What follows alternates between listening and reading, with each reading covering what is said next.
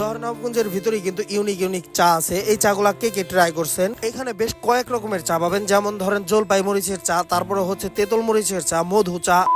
আসসালামু আলাইকুম এভরিওয়ান, কি অবস্থা সবার, কেমন আছেন সবাই? তো আজকে হচ্ছে আমি দীপু ভাই এবং ভাইগনা নীরব মোল্লা খান চলে যাইতেছি জয়পাড়া তেঁতুল মরিচের চা খাওয়ার জন্য। এখন কিন্তু রাত প্রায় 11টা বাজার। এই টাইমে হচ্ছে তেঁতুল মরিচের চা খাইতে প্রচন্ড ইচ্ছা করতেছে, তাই আর কি চলে আসলাম। আমরা কিন্তু চলে আসছি তেঁতুল মরিচ এবং হচ্ছে জলপাই মধু চা খাওয়ার জন্য। তবে ভাবছিলাম বন্ধ পাবো, এসে দেখি না খোলা আছে। তবে বলতেছে যে কাচের গ্লাসে কিন্তু দিতে পারবো না, ওয়ান টাইমে নিতে হবে। পরে বললাম দেন সমস্যা নাই, রাত বাজে 11টা, এই টাইমে যে চা পাইছি এটাই তো অনেক। এই যে দেখেন এখানে কিন্তু বেশি করে মরিচ দিয়ে দিতেছে ঝালের জন্য। তারপর আবার বলতেছে যে আজকে তেঁতুল চা না, আজকে তোমাদেরকে জলপাই চা খাওয়াই। আমি বললাম ঠিক আছে দেন। পরে কিন্তু আমাকে আবার বলতেছে তুমি এখান থেকে একটু জলপাই খেয়ে দেখো কিরকম মজা লাগে। পরে তার কথা শুনে কিন্তু আমি এখান থেকে একটু জলপাই নিয়ে টেস্ট করছিলাম। পরে এই যে দেখেন আমাদের কাপে কিন্তু তার পরিমাণ মতো জলপাই দিয়ে দিতেছে। এখানে প্রথম কিন্তু মরিচ দিছে, এখন জলপাই দিতেছে। আর আমাদেরটা বানানোর পাশাপাশি কিন্তু আর দুইটা ভাইয়ের জন্য এখানে মধু চা বানাইতেছিল। আর কাকার মুখ থেকে যতটুকু শোনা, কাকাই নাকি অরিজিনাল মধু দিয়ে হচ্ছে এই মধু চাটা বানায়। আর এই কাকার কাছ থেকে আরো মোটামুটি আরো অনেক আগে থেকে হচ্ছে এই চা গুলা খাই আমরা। তারপরে কিন্তু এই কাকার পরিমাণ মতো এখানে গরম পানি দিয়ে দিতেছিল।